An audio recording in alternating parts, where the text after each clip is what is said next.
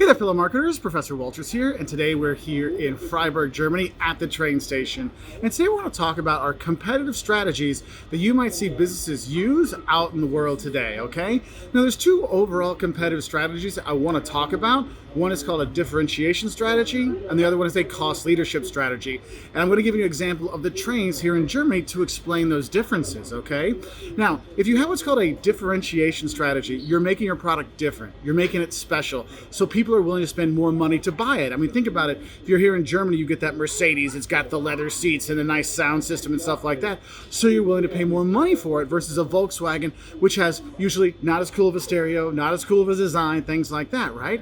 And so by being different, being special, you're driving people to want to buy more of your stuff.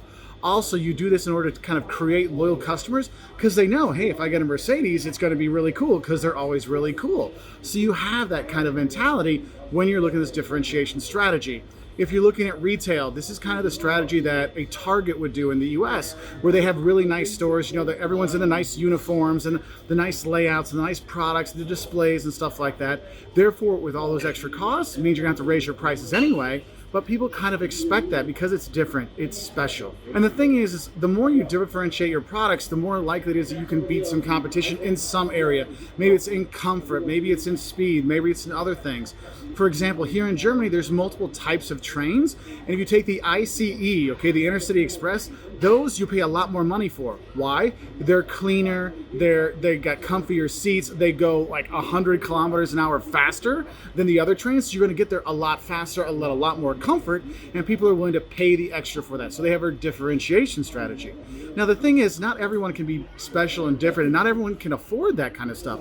So what some companies do is what's called a cost leadership strategy.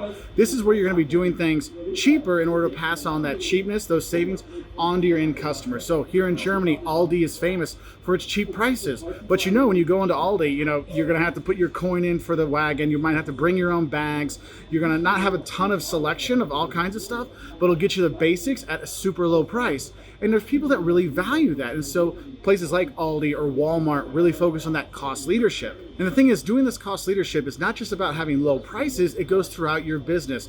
You have to think about it. What's our supply chain management going to be to help us lower prices or lower costs in general? What about our employment? Like, how do we hire people? Think about it. When you go to Walmart, aren't you always upset because there's never anybody at any of the lines to check you out? Exactly. You have fewer people there. Target, the line's a lot faster because they're paying more to give that different level of service to make it more special. And the thing is, you can have cheap stuff and you can have expensive stuff, and that's okay. And sometimes what you'll see is what we call a third kind of competitive strategy, and that's a focus strategy. That is when you focus just on one specific group, and you can have focus differentiation or you can have focus cost leadership. So a focus differentiation strategy would be kind of a high-end women's shoe company that only sells the fanciest kinds of shoes. So they're focusing just on shoes, just for women, so it's focused down, but they're selling the really fancy ones, so it's being differentiated. Or you might see one that focuses on, they only sell cheap kids' clothes, right? So it's cheap for cost leadership, kids' clothes only, so it's focused down. So you'll see those things out there. And there's a lot of different stuff you can see out there. I know an old version of this video, I remember my oldest son had a Cookie Monster shoe. Okay, and the thing is if you get kids shoes, you don't buy kids clothes very expensive because they grow out of them. And the thing is, if you buy just a little tennis shoe for them, it's like $5 or $6. But if it gets a Cookie Monster label on there, now it's like $20 to get that because it's different, it's special. Then your kids want to wear that Cookie Monster shoe versus not wearing shoes at all. Okay, so you have these kind of ideas. And the thing is, companies in general will usually choose one or the other.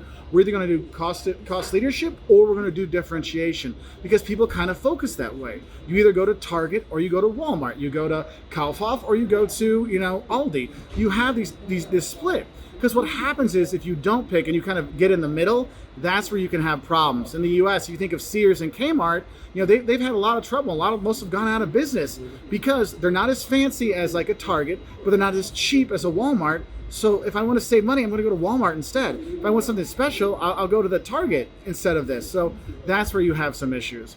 And the thing is the trains here, you have the fancy trains, the ICEs for differentiation, but for those of us that have a group of people and we're not going that far and time isn't that important to us, we can take the regional express trains, which are significantly slower and they stop at a lot more stops and it takes a lot more time, but I can get 5 of us to travel around for 50 euros versus one of us to have to pay 100 euros. I'm like, wow, 500 euros or 50 euros? You know what?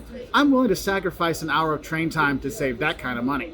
All right? So I hope this helps you know the difference between differentiation strategies and cost leadership strategies, and the idea of that focus strategy as well. Anyway, if you want to learn more, hit that subscribe button. We got all kinds of business videos to help people out. And I'll say, cheers from here in Freiburg, Germany.